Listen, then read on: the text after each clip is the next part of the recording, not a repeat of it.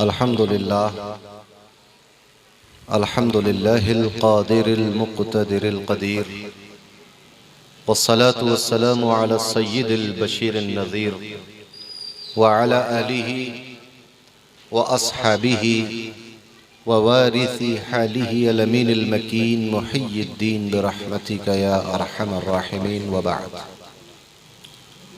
अऊज़ु बिल्लाहि मिनश शैतानिर रजीम बिस्मिल्लाहिर रहमानिर रहीम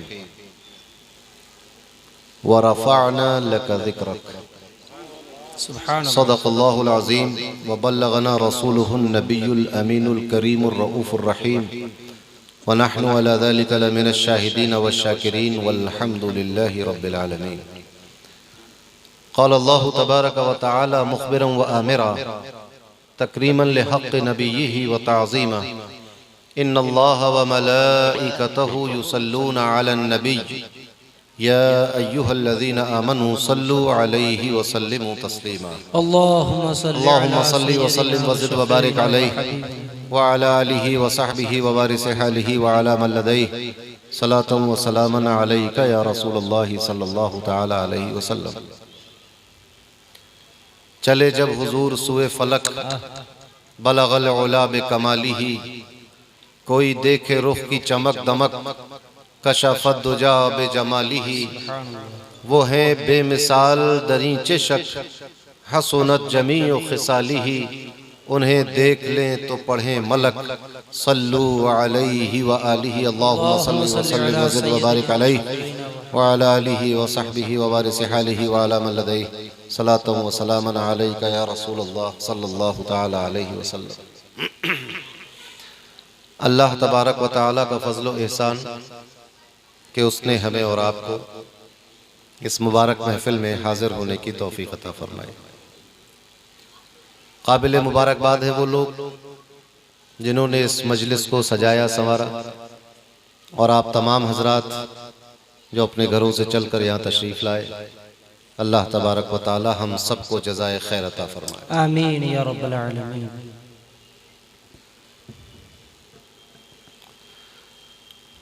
मौसम बहुत सख्त ठंडा है।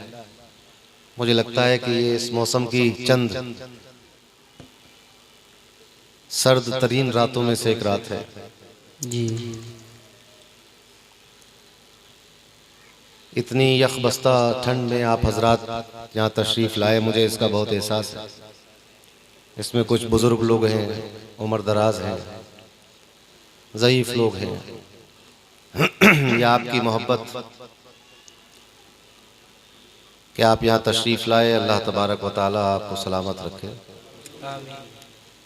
मुझे इसका पूरा एहसास है कि वक्त ज़्यादा हो रहा है, सर्दी बढ़ती जा रही है, फिर आप लोगों को अपने घर भी वापस जाना होगा, तो ज़्यादा वक्त नहीं लूँगा।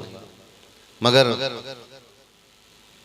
मुझे इस बात की खुशी है कि इतने ख़राब मौसम में भी आप लोगों के ईमान ने आपको इस सर्द रात में अपने घर से निकलने पर मजबूर किया।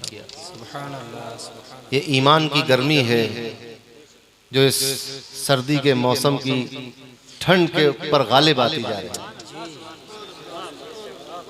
तर्जुमान कादरियत ने एक शेर में कहा था कि सर्दी की परवाह कौन करे, सर्दी की परवाह कौन करे, इश्क ने दिल गरमाया है, इश्क ने दिल गरमाया है। मुझे मेरी मजबूरी है कि मुझे अभी अजमेर शरीफ के लिए निकलना है अभी जलसे के बाद, क्योंकि हजरत का हमारे मामूल था कि हर साल छठी शरीफ में वहीं जाया करते थे। तो फ़कीर भी हजरत की रविश पर कायम है और अपने दादा पीर और सुल्तानुल हिंद गरीब नवाज की बारगाह में खिराज पेश करने के लिए हाजिर होगा। अब वो चांद 29 का हो गया तो आज ही 4 तारीख हो गई, कल 5 रजब है। 30 का होता तो मैं फिर कल का दिन यहीं रुकता नंदनगरी में और फिर परसों जाता।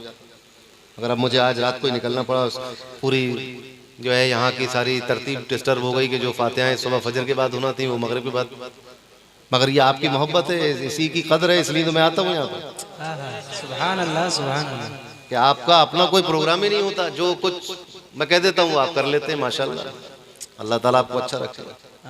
ये एक मोहब्बत की बात है कि आप अपनी सारी तरतीब भुलाकर मुझे जैसा सही लगता वैसा कर लेते हैं। मैं इसकी कदर करता हूँ। तो मैं चूंकि अजमेर शरीफ जा रहा हूँ तो मैं सोच रहा हूँ कि हिंदुस्तान के बादशाह की बारगाह में खिराज अकीदत पेश करूँ। पिछले से पिछले साल हाजिर हुआ था उर्स में, तो ये मनकबत हो गई थी, वहाँ मैंने पेश की थी और आप भी सुन लीजिए और दुआ कीजिए कि अभी रास्ते में जाते में कुछ ताज़ा शेर हो जाए तो फिर परसों अजमेर शरीफ में पेश कर दूंगा इंशाअल्लाह इंशाअल्लाह। अर्ज किया था कि नबी ज़ादे यानी नबी के बेटे, नबी ज़ादे अली की जान या ख्वाजा मोइनुद्दीन। लोग पूछते हैं कि आप तो कादरी खानका वाले हैं, आप क्यों इतना गरीब नवाज करते हैं? जी अरे उन लोगों को ये पता नहीं कि कादरी, चिश्ती और सोहरवर्दी, नक्शबंदी में कोई फर्क थोड़ी है। और फिर हिंदुस्तान में रह रहे हो तो चाहे जो हो, कुछ भी हो, आपको तो गरीब नवाज के सामने हाथ फैला नहीं, बादशाह के सामने तो सभी को गर्दन झुकानी पड़ती है। चाहे जैसे गौस पाक सुल्तानुल औलिया हैं, अब फरमा दिया कि मेरा कदम तमाम औलिया की गर्दन पर है, तो अब चाहो या न चाहो गर्दन पे कदम लेना पड़े। बेशक ऐसे ही अगर हिंदुस्तान में रहना है तो फिर गरीब नवाज, आप चाहें या न चाहें, गरीब नवाज को सुल्तान और बादशाह मानना पड़े। नबी ज़ादे अली की जान या ख्वाजा मोइनुद्दीन, तुम ही हो हिंद के सुल्तान या ख्वाजा मोइनुद्दीन, तुम ही हो हिंद के सुल्तान या ख्वाजा मोइनुद्दीन। ये ख्वाहिश है किसी दिन ख्वाब में दीदार हो जाए, ये ख्वाहिश है किसी दिन ख्वाब में दीदार हो जाए, निकालो दिल का ये अरमान या ख्वाजा मोइनुद्दीन। सुभान अल्लाह सुभान अल्लाह। और अर्ज किया था कि तुम्हारे उर्स में मुश्किल कुशा तशरीफ लाते हैं, क्यों नहीं आएंगे?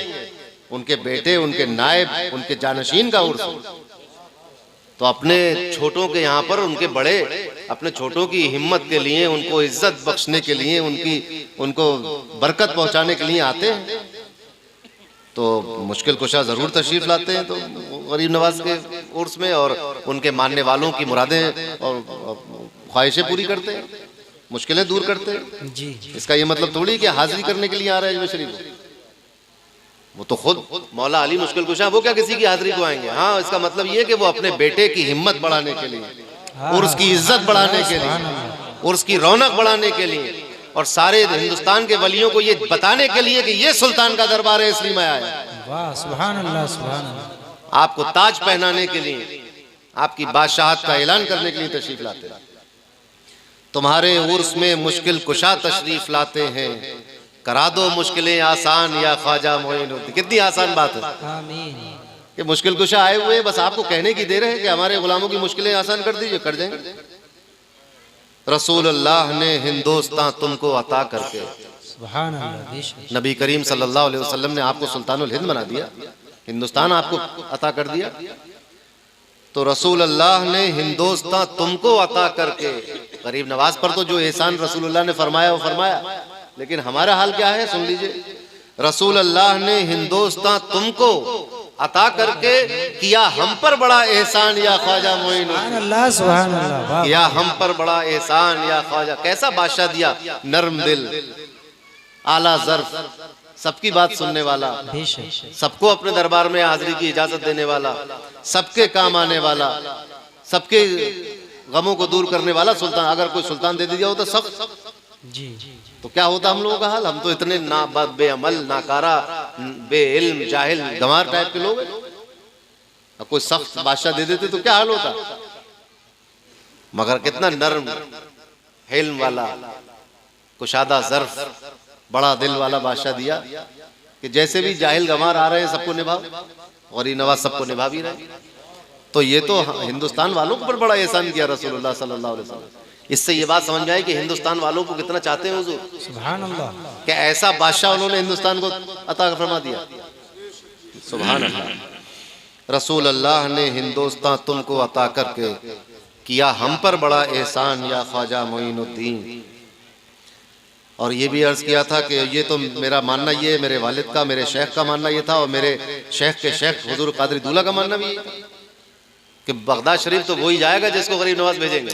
जी बेशक वही जाएगा बगदाद शरीफ। हिंदुस्तान से अगर किसी को बगदाद जाना हो तो फिर गरीब नवाज की इजाजत चाहिए। जी दुआ कर दीजिए ऐसी कि हम हिंदी गुलामों को, दुआ कर दीजिए ऐसी कि हम हिंदी गुलामों को बुला ले अब शहे जीलान या ख्वाजा मोइनुद्दीन, सुभान अल्लाह, सुभान बुला अल्लाह। ले अब शहे जीलान या ख्वाजा मोइनुद्दीन। आमीन। और रहे अमनो अमा आराम और राहत हिंद में कायम। हालात आपके सामने हैं। रहे अमनो अमा आराम और राहत हिंद में कायम, ये जारी कीजिए फरमान या ख्वाजा मोइनुद्दीन, आमीन। ये जारी कीजिए फरमान या ख्वाजा मोइनुद्दीन। और ये मेरी अकीदत का शेर है कि गुलामों के लिए, यानी हम लोगों के लिए, गुलामों के लिए बगदाद है, तैबा है, बतहा है। बतहा मक्के को कहते हैं। गुलामों के लिए बगदाद है, तैबा है, बतहा है, तेरा दरबार आली शान या ख्वाजा मोइनुद्दीन, सुभान अल्लाह, सुभान अल्लाह। तेरा दरबार आली शान या ख्वाजा मोइनुद्दीन। गुलामों के लिए बगदाद है, तैबा है, बतहा है, तेरा दरबार आली शान या ख्वाजा मोइनुद्दीन। और हुजूरे ताजदारे अहले सुन्नत के मुरीदों पर, सुभान अल्लाह। हमारे तो दादा पीर हैं गरीब नवाज, और दादा को पोते से बड़ी मोहब्बत होती है जी। वाह। बाप को बेटे से जितनी नहीं होती उतनी तो दादा को पोते से होती है। बेशक। नाती पोते जो है नाना और दादा की गोदों में खेलते हैं, बाप कहाँ गोद में लेता हूँ। यहाँ बैठे हुए कई दादा और नाना देखिए आप, चढ़े रहते हैं नवाज से, अपने बच्चों को इतना नहीं खिलाया होगा उन्होंने जितना नाती पोतों खिला रहे हैं। जी।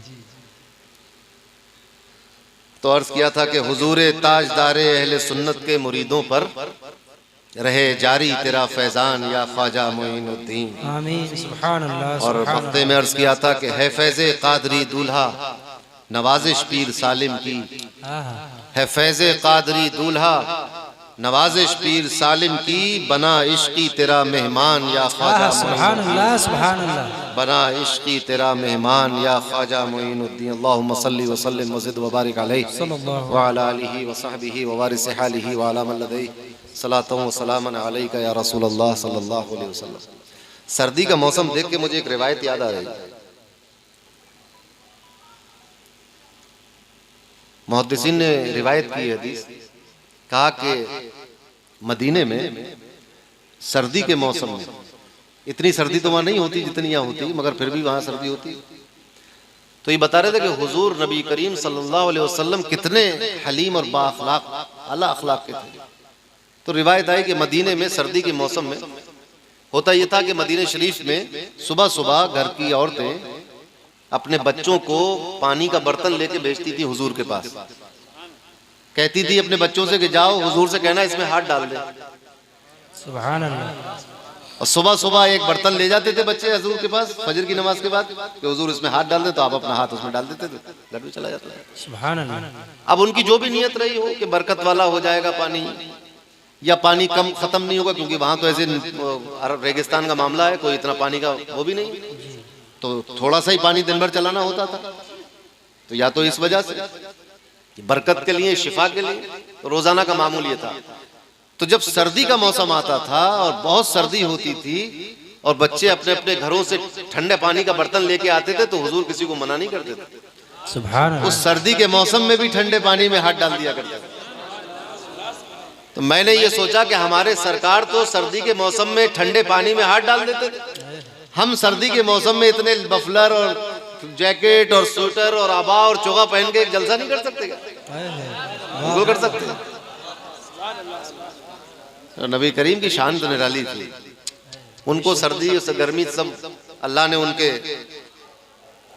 हुक्म पे रखी थी, जैसा वो चाहते वैसा होता। बेशक। वक्त बहुत मुख्तसर लूंगा आपका, बस 10-15 मिनट गौर से सुन लीजिए। अल्लाह तबारक व तआला ने इरशाद फरमाया, वरफ़अना लका ज़िक्रक, ऐ महबूब, और बुलंद किया आपकी खातिर हमने, और हमने बुलंद किया वरफ़अना लका, आपकी खातिर आपके जिक्र को।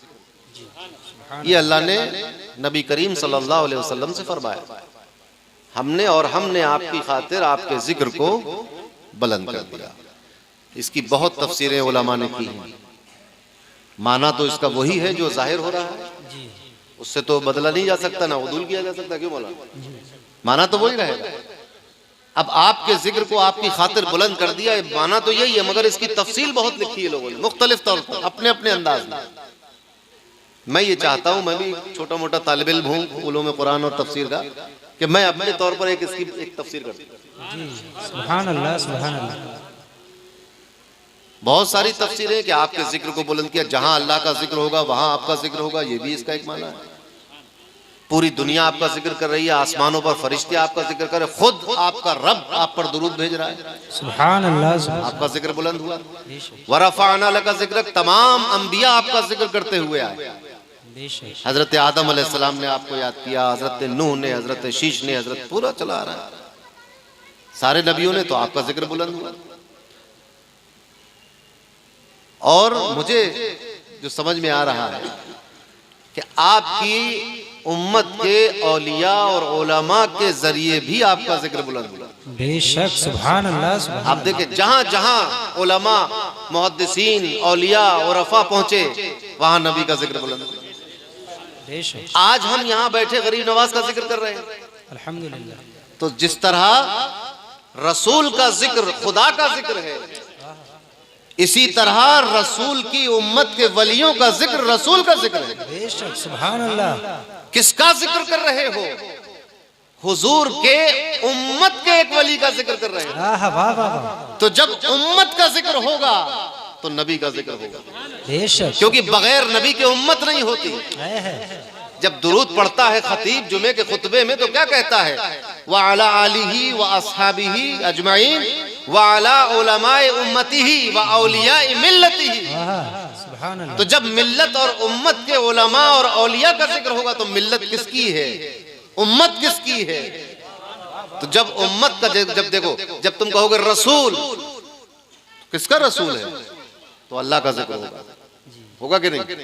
अल्लाह का रसूल, अल्लाह का नबी। अब आपने कहा वली, तो किसकी उम्मत का वली, कौन सी उम्मत का जिक्र है? और नबी करीम सल्लल्लाहु अलैहि वसल्लम तो ऐसे नबी है कि आप साबिका उम्मतों में से किसी उम्मत या किसी नबी का जिक्र करो, जिक्र उन्हीं का होता है। बेशक, सुभान अल्लाह। क्योंकि उनकी नबूवत तो सब पर आम है ना।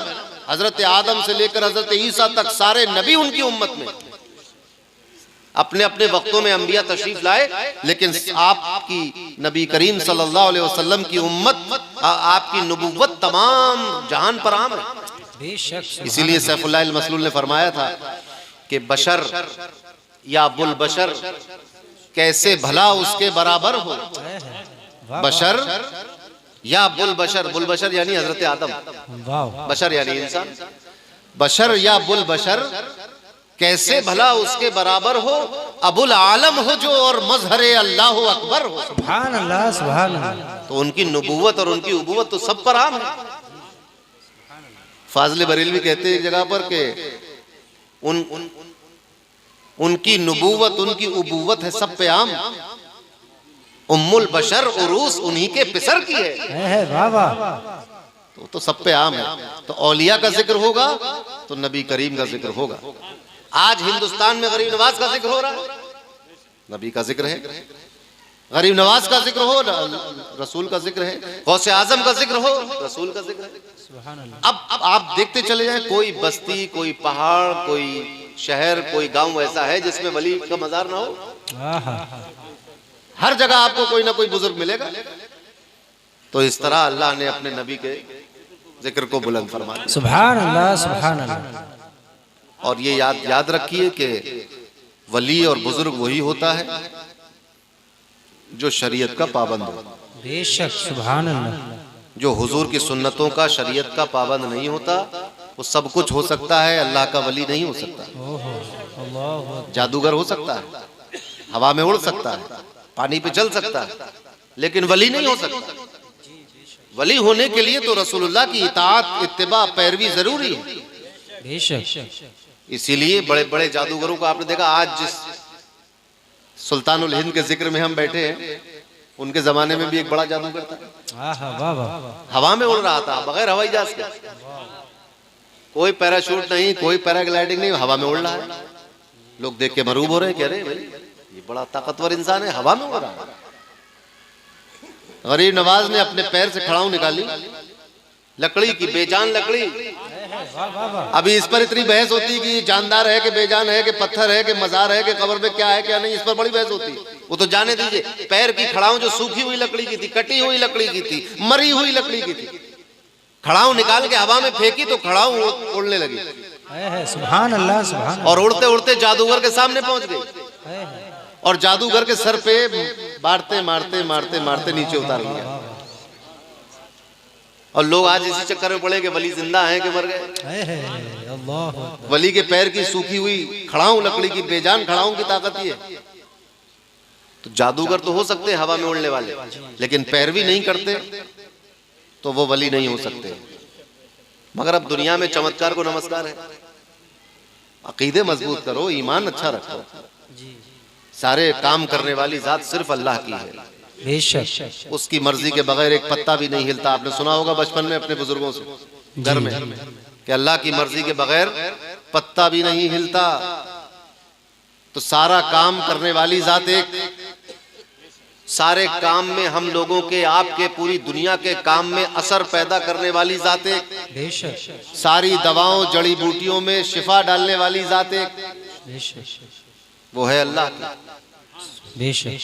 अल्लाह के सिवा कोई कुछ नहीं कर सकता। ये बात बिल्कुल हकीकत है। लेकिन जो अल्लाह के दोस्त हो जाते हैं, वाह वाह वाह। जो अल्लाह से करीब हो जाते हैं, जो अल्लाह के महबूब हो जाते हैं, वो जब कोई बात कहते हैं या चाहते हैं या इरादा करते हैं तो अल्लाह तो अलीम व खबीर है। वो तो दिलों के हाल जान लेता है। वो जान लेता है कि मेरे महबूब बंदे के दिल में क्या आ रहा है। बस जो दिल में आ रहा है अल्लाह पूरा कर देता है। सुभान अल्लाह सुभान। इतनी सी बात है, इसको करामत कहते हैं। या कहो तो इसी को किसी नबी के हाथ पे हो जाए तो मोजज़ा कहते हैं। करने वाली जात उसी की है। चांद 2 टुकड़े नबी करीम के इशारे से हुआ, लेकिन 2 टुकड़े करने वाली जात अल्लाह की है। बेशक। सुभान अल्लाह। नबी ने एक मामूली प्याले में पानी के हाथ डाला तो उससे 1500 सहाबियों ने नहाए धोए, वुजू किया, खाना बनाया, पिया। सुभान अल्लाह। हुजूर के हाथ डालने की बरकत से पानी के चश्मे बह गए। मगर चश्मे बहाने वाली जात अल्लाह की है। बेशक। सुभान अल्लाह। इसी तरह हुजूर गौसे आजम ने ठोकर मारकर मुर्दा जिंदा किया। उनकी ठोकर से मुर्दा जिंदा हुआ, लेकिन मुर्दा जिंदा करने वाली जात अल्लाह की है। सुभान अल्लाह। गरीब नवाज के छोटे से कूजे में पूरा अना सागर आ गया, लेकिन अना सागर को लाने वाली जात अल्लाह की। सुभान अल्लाह सुभान। हुजूर गरीब नवाज ने एक मर्तबा एक पीतल की गाय से दूध निकाल लिया। जी सुभान अल्लाह। तो गरीब नवाज का हाथ लगने से थन पर दूध निकलने लगा, मगर पीतल की गाय में दूध देने वाली जात अल्लाह की। वाह वाह वाह। सुभान अल्लाह। बात समझ में आई? मगर चूंकि अल्लाह से करीब हो जाते, बहुत 2 दूनी 4 की तरह आसान है मामला। कारी फहीम साहब बैठे हैं, इनके मदरसे में दाखिला लेना हो और इनसे दोस्ती हो तो कोई दुश्वारी होगी? इनको अपने यहाँ नात खानी के लिए बुलाना हो और इनसे जान पहचान हो, अच्छे ताल्लुकात हो तो क्या दुश्वारी? कोई दुश्वारी है? आपने कहा कि मैं चाहता हूँ आप मेरे यहाँ नात पढ़े, भाई दोस्ती है, चलो भाई चलो। जैसे इस फकीर को दे लो। गुलजार खान ने कहा कि आपको आना नंदनगरी में, चलो भाई ताल्लुकात अच्छे, आ गया। बिला तशबीह व तमसील, जिसका ताल्लुक अल्लाह से अच्छा हो जाए, वाह वाह वाह। रब्बे कायनात से जिसकी दोस्ती हो जाए, खालिक़े कायनात से जिसके ताल्लुकात अच्छे हो जाए, जो मौत और जिंदगी का मालिक है, उससे अगर कोई करीब कुर्बत हासिल कर ले तो फिर ठोकर मारे तो मुर्दा जिंदा होगा। सुभान अल्लाह सुभान। होगा कि नहीं? मिट्टी के परिंदे बनाकर फूंक दे तो परिंदा उड़ने लगेगा। सूरज को इशारा करे तो सूरज को पलटना होगा। चांद को इशारा करे तो टूटना होगा, क्योंकि चांद बनाने वाली जात से दोस्ती हो गई। वाह वाह वाह वाह। मुर्दा जिंदा करने वाली जात से तो ताल्लुक अच्छा हो गया। क्या बात। पानी पैदा करने वाले और पानी को मीठा करने वाले और पानी को बरसाने वाले से और पानी को जमीन से निकालने वाले से जब ताल्लुकात अच्छे हो गए तो फिर पानी की क्या हकीकत रहेगी? सुभान अल्लाह सुभान। इसी को शायर मशरिक ने कहा था कि की मोहम्मद से वफा तूने तो हम तेरे हैं। सुभान अल्लाह। ये जहां चीज है क्या लौहो कलम तेरे हैं। खुदी को कर बुलंद इतना कि हर तकदीर से पहले खुदा बंदे से खुद पूछे बता तेरी रजा क्या? सुभान अल्लाह सुभान अल्लाह। तो ताल्लुकात अल्लाह से अच्छी करने की देर है।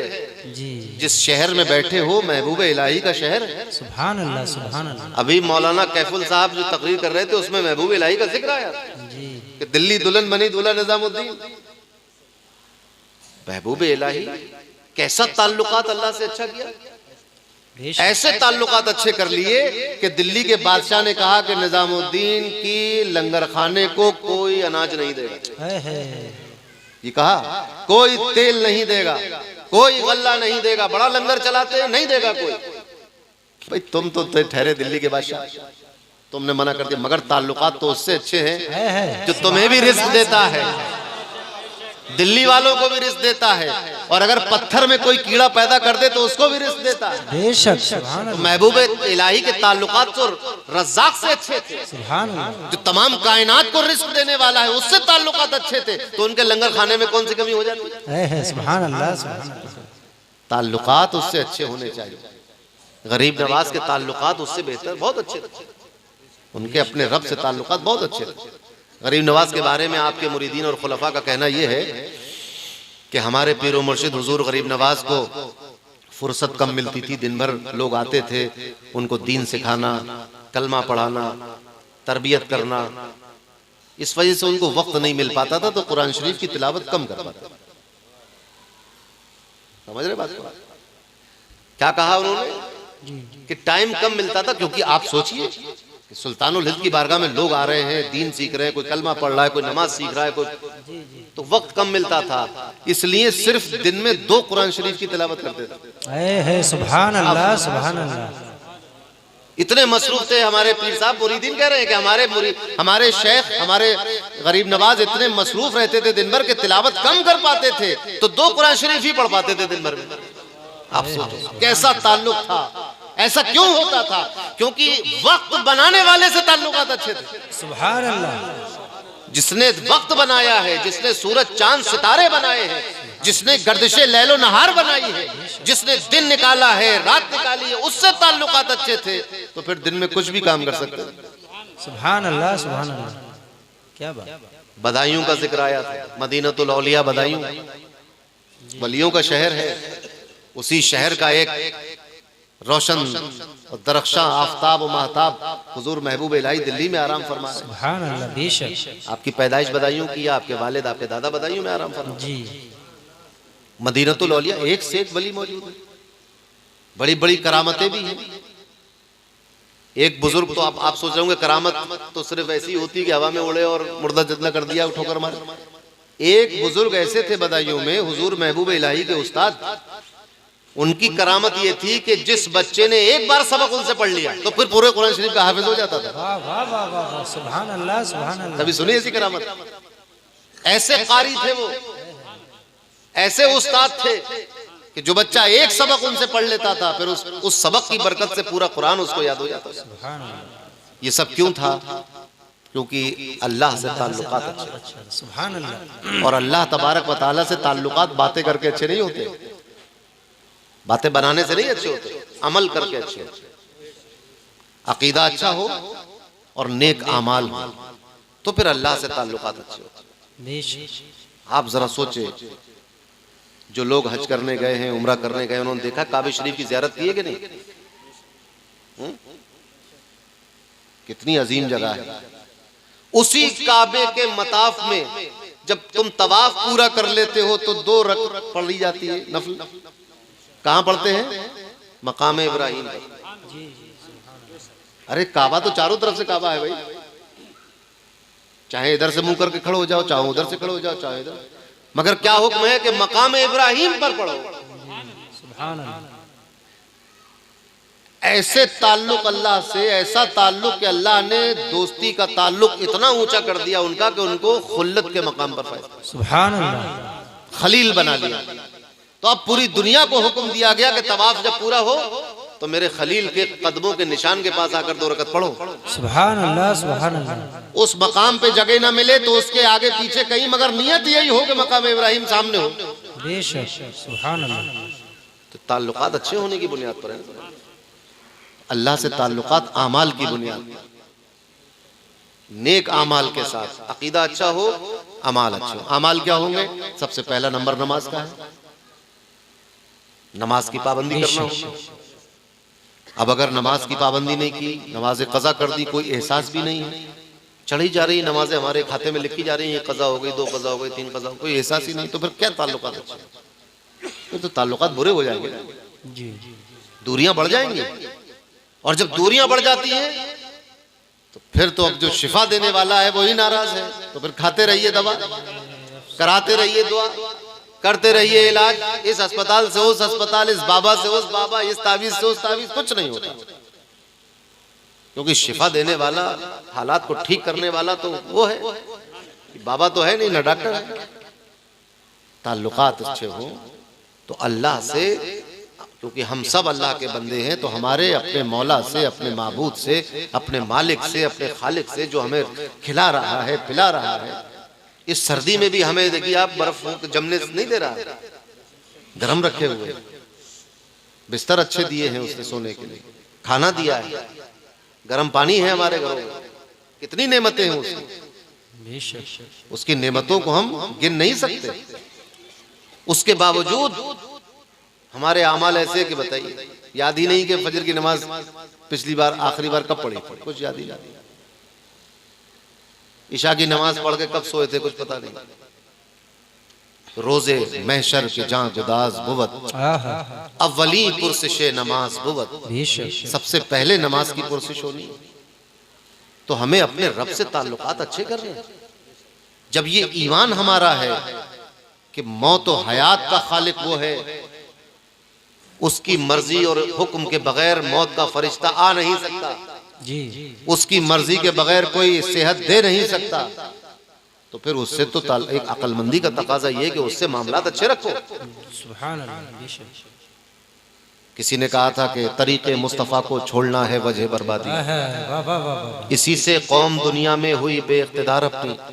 हमने उस रास्ते को छोड़ दिया नबी करीम सल्लल्लाहु अलैहि वसल्लम के, अल्लाह से दूरी बना ली। आज जिल्लत और रुसवाई में हम पड़े हुए, हर तरफ से जिल्लत और रुसवाई है, कमजोरी है, नातवानी है, ख्वारी है। उससे ताल्लुकात अच्छे हो जाए। आप जरा सोचिए, थोड़ा सा आप तसव्वुर में पीछे जाइए। ये उस वक्त की बात है जिस वक्त में कलमा पढ़ने वालों के पास खाने के लिए अनाज नहीं था, पहनने के लिए अच्छे और नए कपड़े नहीं थे, रहने के लिए पक्के मकान नहीं थे, छत नहीं थी, कुछ नहीं था, बेसरो सामानी के पैबंद लगे हुए कपड़े, तलवारें जंग लगी हुई, टूटी हुई, कुछ नहीं था, सवारी के लिए घोड़े नहीं थे, मगर अल्लाह से ताल्लुकात अच्छे। वाह सुभान अल्लाह। तो आलम ये था कि जिस हुकूमत की तरफ रुख कर लेते थे, वो हुकूमत और वहां के बादशाह अपना तख्त और ताज पैरों में लाकर रख दिया। टल न सकते थे अगर जंग में अड़ जाते थे, पांव शेरों के भी मैदान से उखड़ जाते थे। वाह सुभान अल्लाह। दश्तो दश्त है दरिया, दरिया भी न छोड़े हमने, बहरे जुल्मात में दौड़ा दी, क्या क्या नहीं किया। मगर ये कब की बात है? ये उस वक्त की बात है जब अपने खालिक और अपने रब से ताल्लुकात अच्छे थे। बेशक आ गया है लड़ाई में अगर वक्त नमाज, क़िबला रू हो के ज़मीं बोस हुई कौम हिजाज। ये हाल था। खाने को नहीं था, ना हुआ करे, पहनने को अच्छे कपड़े थे, नहीं हुआ करे, मगर एक इज्जत कायम थी, एक रौब कायम था, किसी की मजाल नहीं थी कि आंख उठाकर देख सकते। पूरी दुनिया पर आपका झंडा लहरा रहा था। मगर जब ताल्लुकात खराब हुए, बेअमल हो गए, नमाज रोजे को छोड़ दिया, रसूलुल्लाह की सुन्नतों को छोड़ दिया, रसूल की इताअत और फरमाबरदारी को छोड़ दिया, तो होते होते यहाँ मौका, अब ये नौबत आ गई। पूरी दुनिया का मंजरनामा आपके सामने है। किसी भी रेडियो पर उस पर खबरों के देखिए आप, क्या सुनाई देगा, क्या दिखाई देगा। अलामान उल हफीज, अल्लाह महफूज रखे। आमीन। तो अभी भी वक्त है, हमें कुछ नहीं करना है, सिर्फ अपने रब से लौ लगा लेनी है, सुभान अल्लाह। अपने मालिक, अपने खालिक से लौ लगा लेनी है। और ये लौ उसी वक्त लगेगी जब हम रसूलुल्लाह सल्लल्लाहु अलैहि वसल्लम के सच्चे वफादार और सच्चे पैरोकार और सच्चे मुतीओ फरमाबरदार हो जाएंगे।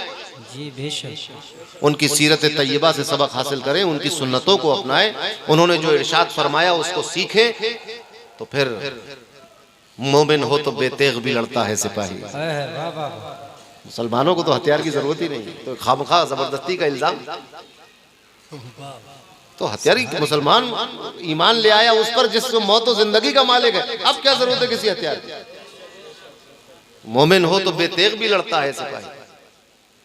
यकीन मुहकम अमल पे हम मोहब्बत फातह आलम, जिहाद जिंदगानी में ये है मर्दों की शमशीरें। कोई अंदाजा कर सकता है उसके जोरे बाजू का, निगाहे मर्दे मोमिन से बदल जाती है तकदीर। नारे तकबीर, नारे रिसालत, नारे गौसिया, जानशीने हुजूर ताजदार अहले सुन्नत, नारे तकबीर, नारे रिसालत, अल्लाहुम्मा सल्ली अला सय्यदिना। निगाहे मर्दे मोमिन से बदल जाती हैं तकदीरें, तो ये काम होने की जरूरत है। अब हमें नमाजों की तरफ आना चाहिए, सच्चाई की तरफ आना चाहिए, नेक कामों की तरफ आना चाहिए। खुराफात और बुरी बातों में हमने बहुत टाइम गंवा दिया अपना, अब ज्यादा वक्त नहीं है हमारे पास। अब हमें मोहब्बत के साथ, अमन व अमान के साथ अल्लाह अल्लाह करने की जरूरत है। अल्लाह को याद रखो, उसको राजी रखो। वो एक बार राजी हो गया तो फिर तो मसला हल है सारा। दुनिया भी आपकी है, कब्र भी आपकी है, आखिरत भी आपकी, जन्नत भी आपकी है। तो इंशाअल्लाह ये अहद करें, ये इरादा करें, ये नियत करें कि अब तक जो हुआ अल्लाह उसको माफ फरमाए। आइंदा हम लोग नेक अमाल करने की पूरी कोशिश करेंगे, अल्लाह को राजी रखेंगे, उसके रसूल को राजी रखेंगे, और जिसका दामन हमने थामा है हुजूर गौसे आजम का, गरीब नवाज का, इनके नक्शे कदम पे चलेंगे। जिस तरह इन्होंने सीरत तैयबा से फैज़ हासिल किया और शरीयत को मुकद्दम रखा, हम भी चूंकि इनके गुलाम हैं तो हम भी शरीयत को मुकद्दम रखें, रसूलुल्लाह के अहकामात को सबसे आगे रखें, उन्हीं की रोशनी में, किताब और सुन्नत की रोशनी में अपनी जिंदगी को गुजारें। अपने दिल की ख्वाहिशात की जिंदगी रोशनी में अपनी जिंदगी न गुजारें, बर्बाद हो जाती है जिंदगी। नफ्स तो बहकाने वाला है। लोग कहते हैं शैतान बहका रहा है, शैतान बहकाता है, लेकिन शैतान को किसने बहकाया? शैतान को तो उसके नफ्स ने बहकाया। इतनी खतरनाक चीज है ये नफ्स कि जो इब्लीस को भी बहका दे। जी आप सोचिए, तो इस नफ्स की कहने पे न चलो, किताब और सुन्नत के कहने पर चलो, अल्लाह और उसके रसूल के कहने पर चलना चाहिए। तो इंशाअल्लाह अल्लाह और रसूल के हुक्म के मुताबिक हमारी ज़िंदगी गुजरेगी, ये सारी मुसीबतें परेशानियां दूर हो जाएंगी। अल्लाह तबारक व तआला अमन व अमान कायम फरमाएगा और हंसी खुशी हमारे मुल्क के हालात अच्छे होंगे, हम सब लोग खुशी खुशी रहेंगे। अल्लाह तबारक व तआला से दुआ है जब तक हम जिंदा रहें, अल्लाह और उसके प्यारे रसूल सल्लल्लाहु अलैहि वसल्लम से मोहब्बत करते हुए और अल्लाह और उसके रसूल के बताए हुए रास्ते पर चलते हुए हमारी ज़िंदगी गुजरे। जब हमारा आखिरी वक्त हो तो हमारी ज़ुबान पर हो ला इलाहा इल्लल्लाहु मुहम्मदुर रसूलुल्लाह सल्लल्लाहु अलैहि वसल्लम व आखिरु दावाना अल्हम्दुलिल्लाह।